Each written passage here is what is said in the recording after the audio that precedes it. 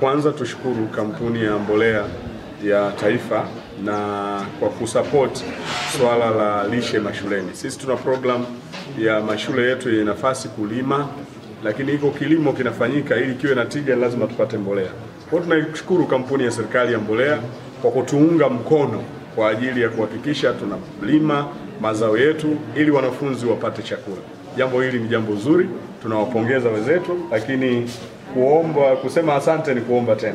Kwa hiyo tunaamini mtaendelea kutuunga mkono ngazi kwa ngazi na ili watoto wetu waweze kupata chakula. Ninaitwa Clara Kabwe, mimi ni afisa masoko kutoka kampuni ya mbolea Tanzania TFC, na leo hii tumekuja hapa katika ofisi ya mkuu wa wilaya Ilemela kwa ajili ya kukabidhi mifuko ya mbolea katika mradi wao ambao waliuanzisha wa lishe mashuleni. Tumeweza kuchukua hatua kwa support kwa ajili ya kuongeza ufanisi wa wanafunzi mashuleni pamoja na kusaidia lishe bora kwa wanafunzi hao. Kwa hiyo kwa niaba ya kampuni ya mbolea Tanzania, mkurugenzi mkuu pamoja na management nzima ya kampuni ya mbolea Tanzania, tumekabidhi mbolea hizo ili ziweze kuwasaidia wilaya hii na shule hizo 20 kwenye mradi huo wa lishe bora mashuleni. Tunatoa wito kwa watumiaji wa mbolea hizi waweze kuzitumia vizuri kulingana na afya ya udongo, kwa maana leo tumekabidhi mbolea ya kukuzia, lakini pia huu ni katika tu mpango wetu wa kukabidhi mbolea na tunaendelea na hatua zingine zitakazofuata.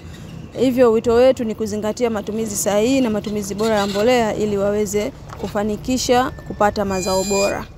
Na mbolea hii tutazipeleka kwenye shule za msingi kama alivyoeleza mkuu wa wilaya.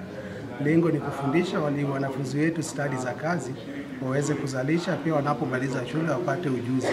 Lakini pia ni kuunga juhudi za Mheshimiwa Rais za kuhakikisha watoto wanapata chakula shuleni.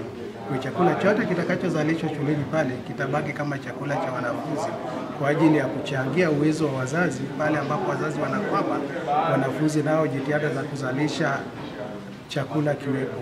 Kila shule tumetengeneza kilabu ya kilimo, na kupitia kilabu ya kilimo tumetambua walimu wale ambao waliandaliwa kwa ajili ya kufundisha stadi za kilimo, na kila kata tumepeleka bwana shamba kwa ajili ya kufanya kazi na vilabu vile vya kilimo shuleni.